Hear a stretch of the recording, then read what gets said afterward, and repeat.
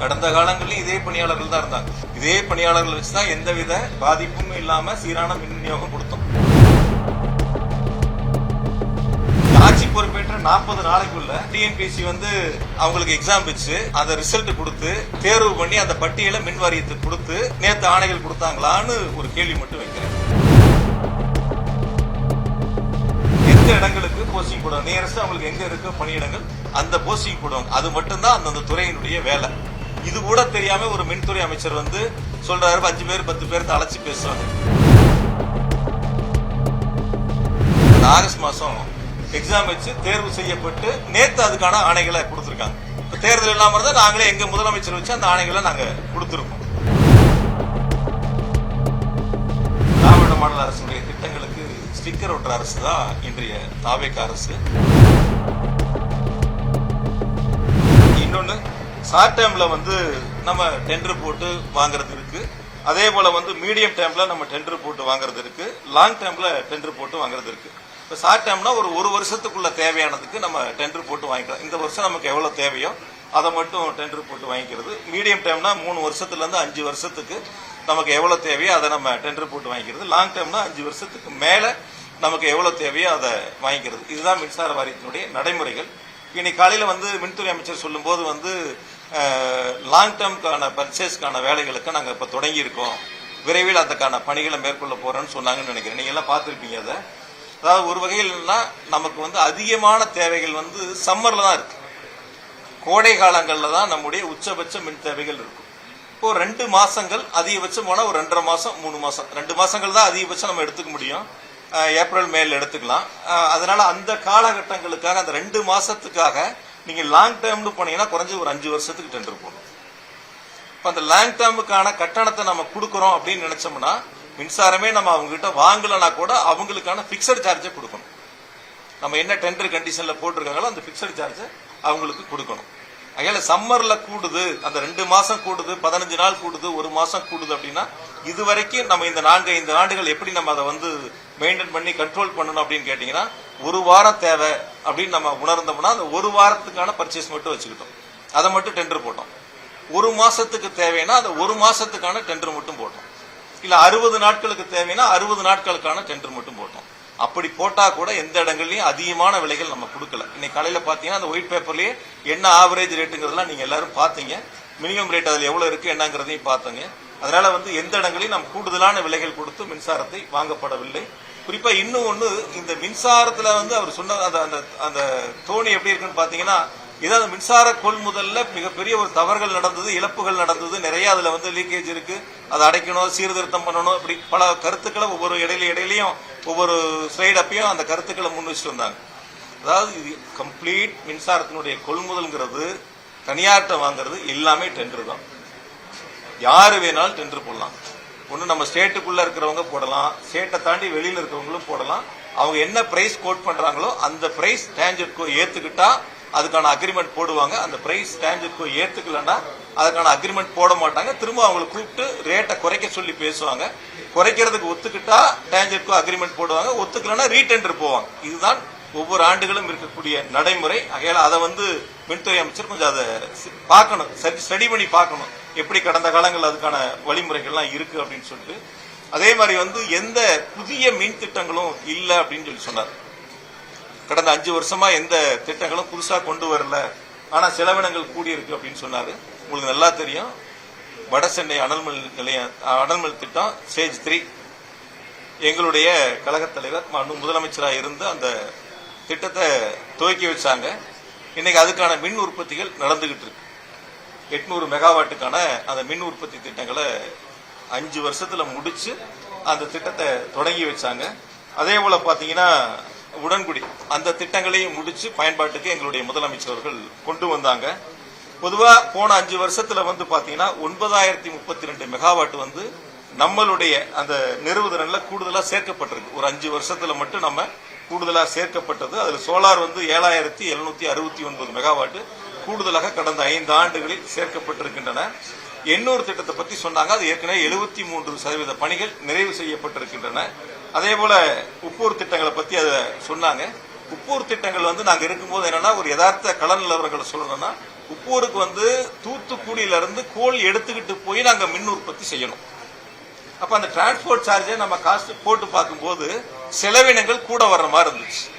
அதுக்காக மின்சார வாரியம்னா அது சம்பந்தமா ஆய்வு பண்ணி செலவினங்கள் எவ்வளவு வரும், நமக்கு தூத்துக்குடியிலிருந்து உப்பூருக்கு நம்ம கோல் எடுத்துட்டு போய் டிரான்ஸ்போர்ட்ல செலவு கூட வந்தா நமக்கு இழப்புகள் ஏற்படுமே, அதை ஆய்வு செஞ்சு அந்த திட்டங்களை மறுபரிசீலனை பண்ணலாங்கிறதுக்காக அந்த ஆய்வுக்கு உட்படுத்தப்பட்டிருக்கு.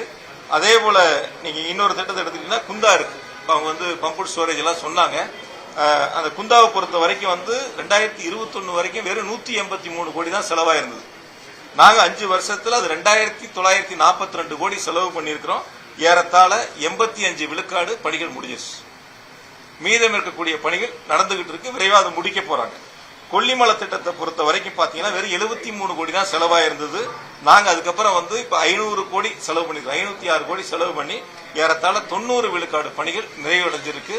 அந்த பணிகளும் முடிப்பதற்கான பணிகள் 5 வருஷத்துல வேகப்படுத்தி மிக சிறப்பாக அந்த பணிகள் முன்னெடுக்கப்பட்டிருக்கின்றன. அதனால புதிய மின் உற்பத்தி திட்டங்கள் அது மட்டும் இல்ல, தூத்துக்குடியில ஒரு புதிய அனல் மின் திட்டங்களுக்கான அறிவிப்புகள் நாங்க கடைசி ஆண்டு அதற்கான அறிவிப்புகளை வெளியிட்டு இருக்கிறோம். அந்த பணிகள் நாங்க தொடங்கி இருக்கிறோம். அதுக்குள்ள ஆட்சி மாற்றங்கள் ஏற்பட்டிருக்கின்றன. அதனால நம்முடைய மின் தேவையை பூர்த்தி செய்யக்கூடிய அளவிற்கான மின் உற்பத்தி திட்டங்கள் கடந்த காலங்கள் நிலுவையில் இருந்தது. 2 திட்டங்கள் முடிக்கப்பட்டு பயன்பாட்டில் கொண்டு வரப்பட்டிருக்கின்றன. புதிய திட்டங்கள் அறிவிக்கப்பட்டிருக்கின்றன. அதேபோல பம்பு ஸ்டோரேஜ் உள்ளிட்ட திட்டங்கள் நாங்கள் முன்னெடுத்து அதற்கான பணிகளை விரைவாக முடிப்பதற்கு மிக வேகமாக போர்க்கால அடிப்படையில் அந்த பணிகளை செஞ்சிருக்கிறோம். அதேபோல பணியாளர்கள் பற்றாக்குறையை பத்தி காலையில வெள்ளை அறிக்கையில ரொம்ப கோடிட்டு காட்டினாங்க. ஒவ்வொரு முறையும் போகும்போது எங்க பத்திரிகையாளர் பார்த்தாலும் வந்து பணியாளர் பற்றாக்குறை 60,000 பேர் ஷார்டேஜ், 65,000 பேர் ஷார்டேஜ், 70,000 பேர் ஷார்டேஜ். மதுரையில பார்த்தாலும் சரி, சென்னையில பார்த்தாலும் சரி, மின்வாரியத்துல பார்த்தாலும் எங்க பார்த்தாலும் இந்த ஒரு பேச்சு தொடர்ந்து மின்துறை அமைச்சர் முன்வைக்கிறாங்க. கடந்த காலங்களில் இதே பணியாளர்கள் தான் இருந்தாங்க. இதே பணியாளர்கள் வச்சுதான் எந்தவித பாதிப்பும் இல்லாம சீரான மின் விநியோகம் கொடுத்தோம். எந்த பாதிப்பும் இல்லை. பொதுவா மின்சார வாரியத்தை பொறுத்த வரைக்கும் அங்க இருக்கக்கூடிய பணியாளர்கள் நம்ம போற்றி வணங்கணும். மழை வெயில் இரவு பகல் நேரங்காலம் எதுவும் பார்க்க மாட்டாங்க.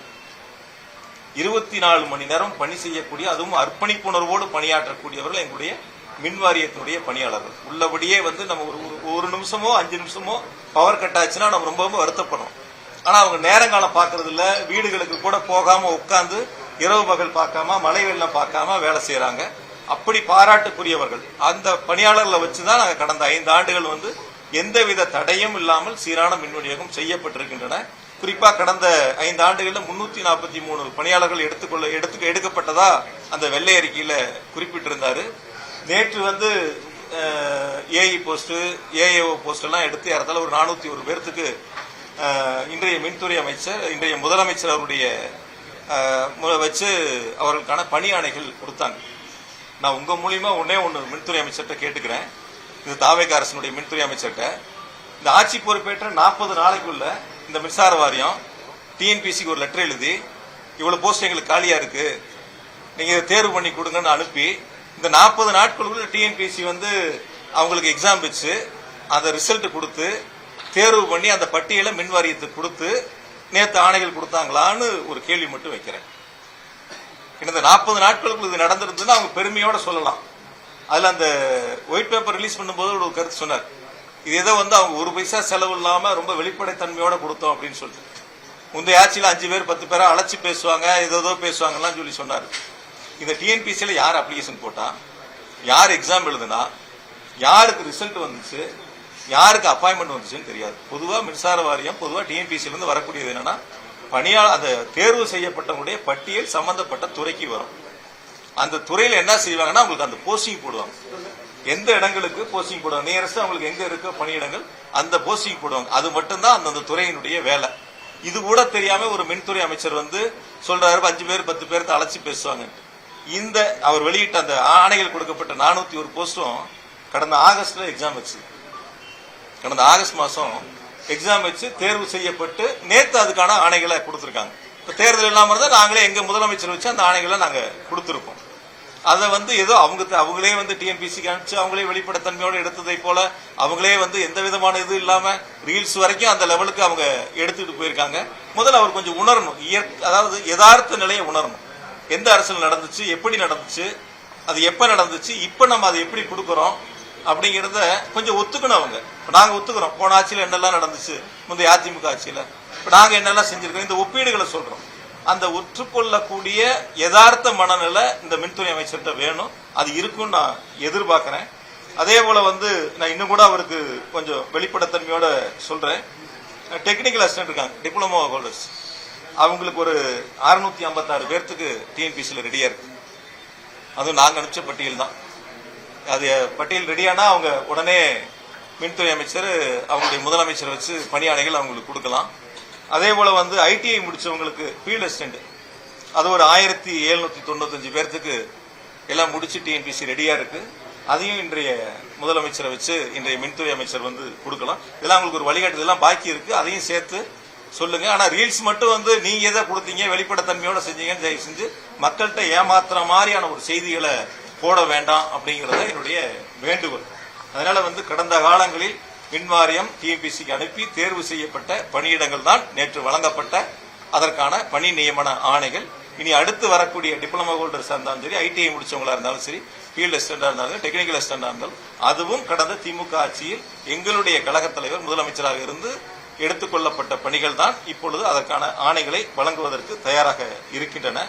அதே போல போன 5 வருஷத்துல மின்வாரியத்தினுடைய உள்கட்டமைப்புகளை பத்தி சொன்னாங்க. போன 5 வருஷத்துல என்னென்ன வேலைகள் நடந்துச்சு, 122 துணை மின் நிலையங்கள் முடிச்சு பயன்பாட்டுக்கு கொண்டு வரப்பட்டது அந்த வெள்ளை அறிக்கையிலே இருக்கு. அந்த வெள்ளை அறிக்கையிலே 122 துணை மின் நிலையங்கள் கடந்த 5 ஆண்டுகள்ல முடிச்சு பயன்பாட்டுக்கு கொண்டு வரப்பட்டிருக்குன்னு இணைக்கப்பட்டிருக்குன்னு சொன்னாரு. ஆனா சொல்லும் போது என்ன சொன்னார், எந்த வேலையும் நடக்கல, எந்த வேலையும் நடக்கல, நடுவுல எந்த வேலையும் நடக்கல, எந்த வேலையும் நடக்கலன்னு ஒரு வார்த்தைகள் இடையில இடைச்செருகளா வந்துட்டு இருந்துச்சு. அதுக்கப்புறம் இன்னொன்னு என்ன அதுல குறிப்பிட்டாங்க அப்படின்னு சொல்லி பாத்தீங்கன்னா, மின்மாற்றிகள் இருக்கு, டிரான்ஸ்பார்மர், அது 99,573 கடந்த 5 வருஷத்துல போடப்பட்டதா அவரே அந்த வெள்ளை அறிக்கையில சொல்லியிருக்காரு. அப்புறம் சொல்லிட்டு திரும்ப சொன்னார் எதுவும் நடக்கல அப்படின்னு சொல்லி சொன்னார். அதுக்கப்புறம் பாத்தீங்கன்னா அதுல இஹெச்டி லைன் இருக்கு, ஒரு 4003 கிலோமீட்டர் போன 5 வருஷம் போட்டிருக்காங்க அப்படின்னு அந்த வெள்ளை அறிக்கையில தெளிவா சொல்லியிருக்காங்க. சொல்லிட்டு என்ன சொன்னாரு, எதுவும் நடக்கல. அதுக்கப்புறம் ஹெச்டி லைன் இருக்கு, ஒரு 25,963 கிலோமீட்டர் போன 5 வருஷம் உள்கட்டமைப்பு பணிகள் அந்த மின் விநியோகத்துக்காக செய்யப்பட்டிருக்கு அப்படின்னு அந்த வெள்ளை அறிக்கையில கொடுத்திருக்காங்க. கொடுத்து முடிச்சுட்டு கொஞ்ச நேரம் கழிச்சு எதுவும் செய்யல அப்படின்னு சொல்லி சொன்னாரு.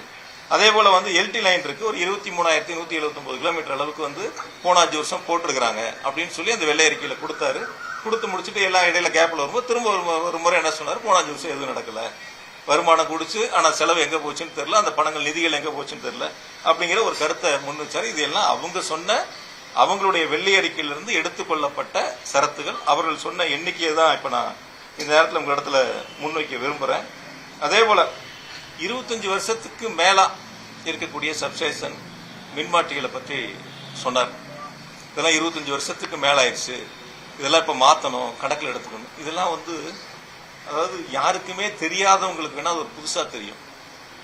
ஏன்னா இவர் இப்பதான் போய் 40 நாள் ஆச்சு, அதனால அவருக்கு அது புதுசா தெரியும்.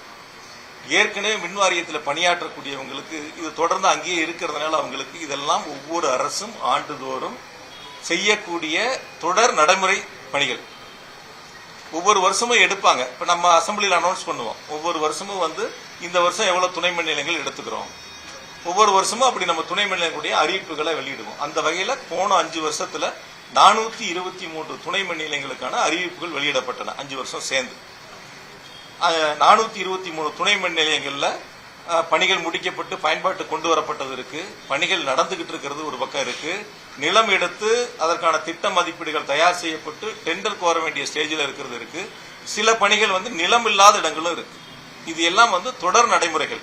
அதனால ஏதோ புதுசா 25 வருஷத்துக்கு மேல இருக்கிறது அப்படின்னு சொன்னார். நான் கூட ஒரு கருத்து சொல்ல முடியும். அதாவது என்னன்னா, எங்கெல்லாம் நாங்க இந்த லோ வோல்டேஜ் இருக்கு அந்த மாதிரி இருக்கிறதெல்லாம் நாங்க கணக்கெடுத்து ஏறத்தால 20,000க்கும் மேற்பட்ட டிரான்ஸ்பார்மர் மாத்திரம். உங்களுக்கே தெரியும், அதை நான் சட்டசபையிலையும் சொன்னேன், சில நேரங்களில் பத்திரிகைகள்ட்டையும் சொன்னேன். இதெல்லாம் மின்சார வாரியம் கணக்கெடுத்து செய்யக்கூடிய பணிகள்.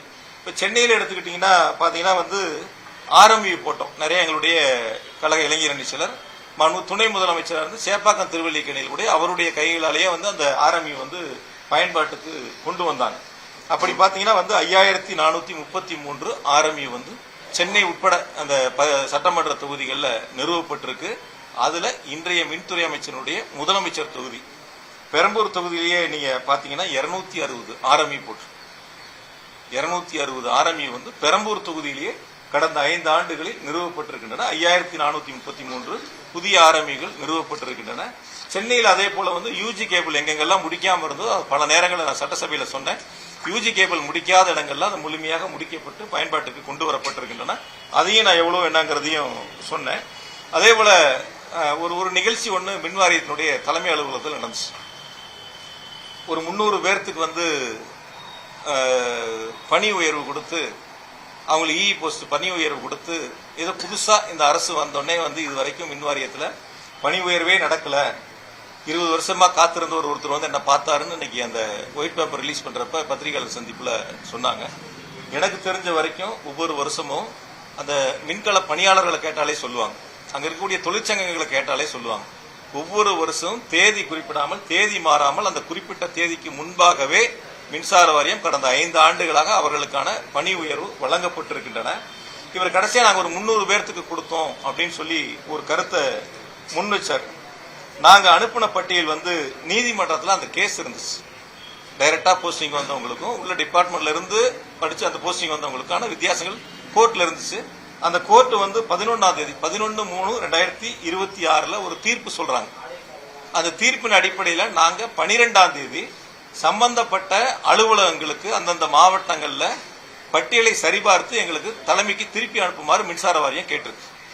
அந்த பட்டியலை சரிபார்த்து கொடுங்க. 11ஆம் தேதி தீர்ப்பு, 12ஆம் தேதி அந்தந்த அலுவலகங்களுக்கு அனுப்பி வச்சு பட்டியலை சரிபார்த்து கொடுங்கன்னு அனுப்பிச்சிருக்காங்க. 13ஆம் தேதி அந்த பட்டியல் சரிபார்க்கப்பட்டு உடனடியா 416 பேர் அனுப்பிச்ச பட்டியலை சரிபார்த்து தலைமை அலுவலகத்துக்கு 13ஆம் தேதி கொடுத்துறாங்க. 14ஆம் தேதி சனிக்கிழமை, 15ஆம் தேதி ஞாயிற்றுக்கிழமை, 15 தேர்தல் தேதிக்கான அறிவிப்பு வந்துச்சு. 15ஆம் தேதி தேர்தல் தேதிக்கான அறிவிப்பு வந்துச்சு. சரி, தேர்தல் தேதி அறிவிப்பு வந்துருச்சு, பணி உயர்வு வழங்க முடியாது, நிறுத்தி வச்சாச்சு, வாக்கு எண்ணிக்கை முடிஞ்சிருச்சு, புது அரசு பதவி எடுத்துச்சு. அப்போ ஒரு 300 பேர்த்துக்கு அந்த பணி உயர்வு கொடுத்துருக்கிறீங்க. அப்ப வெளிப்படைத்தன்மையோட சொல்லணும்ல, எந்த தேதியில நீதிமன்ற உத்தரவு போட்டுச்சு, எந்த தேதியில வந்து தலைமை அலுவலகத்திலிருந்து சம்பந்தப்பட்ட அலுவலகங்களுக்கு இந்த பட்டியல் சரிபார்த்து கொடுங்கன்னு அனுப்பிச்சாங்க, எந்த தேதியில பட்டியல் சரிபார்த்து தலைமை அலுவலகத்துக்கு வழங்கப்பட்டது, இடையில எத்தனை நாள் இருந்துச்சு, எதனால இது வந்து நிறுத்தி வைக்கப்பட்டு புதிய அரசு பொறுப்பேற்றவுடன் இந்த பணி நியமன அந்த பணி உயர்வு வழங்கப்பட்டிருக்கிறது கொஞ்சம் வெளிப்படைத்தன்மையோட சொல்லியிருந்தா யதார்த்தத்தை நம்ம உணரலாம். ஆனா அவங்க கிட்ட எப்பயுமே வெளிப்படைத்தன்மை எதிர்பார்க்க முடியாது. ஏன்னா வழக்கமா திராவிட மாடல் அரசுடைய திட்டங்களுக்கு ஸ்டிக்கர் ஒட்டுற அரசு தான் இன்றைய தாவேக அரசு. அப்படிதான் ஒன்னொன்னே அவங்க செஞ்சுக்கிட்டு இருக்காங்க. இந்த பணி உயர்வுலையும் அப்படிதான் பண்ணியிருக்காங்க. பணி நியமன ஆணைகள்லயும் தாவேக அரசு ஸ்டிக்கர் ஒட்டி தான் ஏதோ அவங்க கொடுத்ததை போல ஒரு கருத்தை முன் வச்சிருக்காங்க. அப்புறம் இன்னொன்னு வந்து சொன்னாரு, கடந்த 5 வருஷத்துல வந்து புதிய தொழிற்சாலைகள் எதுவும் பெருசா வரல அப்படிங்கிற மாதிரி ஒரு கருத்தை அப்படி போற போக்குல பேச்சுவாக்கில் ஒரு செய்தியை முன் வச்சாரு. அதுக்கு ஒரு உதாரணத்தை அவருக்கு சொல்றேன், அவர் போய் எடுத்து பார்க்கட்டும். மின்வாரியத்தில் கொஞ்சம் தெரிஞ்சுக்கிட்டோம், கொஞ்சம் நாளா தெரிஞ்சுக்கிட்டேன் எப்படி என்னங்கிறதுல. 2021-22 வந்து அந்த ஹெச்டி தொழிற்சாலை உயரழுத்த மின்சாரத்தை பயன்படுத்தக்கூடிய தொழிற்சாலைகள் எவ்வளவு மின்சாரத்தை பயன்படுத்தியிருக்காங்க அப்படின்னு பார்த்தாலே நமக்கு எந்த அளவுக்கு வந்து தொழிற்சாலைகளுடைய எண்ணிக்கை உயர்ந்திருக்கு, தொழில்துறை உயர்ந்திருக்குங்கிறத நம்ம பார்த்துக்க முடியும். ஹெச்டி பொறுத்த வரைக்கும் 21-22 27,000 மெகாவாட்டா இருந்துச்சு. 27,000 மில்லியன் யூனிட், 27,000 மில்லியன் யூனிட் ஒரு வருஷத்துல பயன்படுத்தின மின்சாரம் 21-22. அதுவே 24-25 34,000 மில்லியன் யூனிட், 34,000 மில்லியன் யூனிட். ஆக மின்சாரத்தினுடைய நுகர்வு மில்லியன் யூனிட் உயர்ந்திருக்கு. இது அவர் எடுத்து இதெல்லாம் வெள்ளை அறிக்கையில் அவர் சொல்லியிருக்கலாம். இந்த மாதிரி வந்து எவ்வளவு மின் நுகர்வு உயர்ந்திருக்கு, அதுல தொழிற்சாலைகள்ல எவ்வளவு உயர்ந்திருக்கு, எல்டி தொழிற்சாலையில் எவ்வளவு இன்க்ரீஸ் ஆயிருக்கு, ஹெச்டி தொழிற்சாலையில் எவ்வளவு இன்க்ரீஸ் ஆயிருக்குன்னு சொல்லியிருந்தாருன்னா வெளிப்படைத்தன்மையோடு அந்த வெள்ளை அறிக்கை அமர்ந்த வந்திருக்கு அப்படிங்கிறத புரிஞ்சு கொள்ள முடியும். மாறாக அதெல்லாம் மறைக்கப்பட்டிருக்கின்றன. அதே போல 16ஆம் தேதி ஒரு பிரஸ் ரிலீஸ் கொடுத்தாங்க. முதலமைச்சர் தலைமையில் ஒரு ஆய்வுக் கூட்டம் நடந்துச்சு. மின்சார வாரியத்தினுடைய அடுத்த கட்ட நகர்வுகள் குறித்தான ஒரு பத்திரிகை செய்தியை வெளியிட்டாங்க. அந்த பத்திரிகை செய்தியில 121 புதிய துணை மின் நிலையங்கள் அல்லது மேம்படுத்தப்பட்ட துணை மின் நிலையங்கள் 10,109 கோடி ரூபாய் மதிப்பீட்டில் தற்பொழுது பணிகள் நடைபெற்று வருகின்றன அப்படின்னு கொடுத்திருக்காங்க. 121 சப்ஸ்டேஷனு 10,100 கோடி ரூபாய் மதிப்பீட்டில் பணிகள் நடந்துகிட்டு இருக்குன்னு போட்டிருக்காங்க. இப்ப அவர் என்ன சொல்லணும்? இன்னைக்கு எதுவுமே 5 வருஷம் எடுத்துக்கல, வருமானம் வந்துச்சு, ஆனா அந்த பண நிதி எங்க போச்சுன்னு தெரியல, வீண் விரயமாயிருச்சு, பல்வேறு வகைகளில் முறைகேடா போயிருச்சு, தவறுதலா போயிருச்சு, மிஸ்மேனேஜ்மெண்ட், இப்படி நிறைய வார்த்தைகளை பயன்படுத்தினாங்க. அப்ப 10,109 கோடிக்கு 121 துணை மின் நிலையங்கள் நடக்கிறத அவங்களே ஒத்துருக்காங்க. இன்னொன்னு, அந்த பத்திரிகை செய்தியிலேயே ஒன்னு சொல்றாங்க, 231 துணை மின் நிலையங்கள் 15,000 கோடியில அமைக்கப்படும் சொல்லியிருக்காங்க.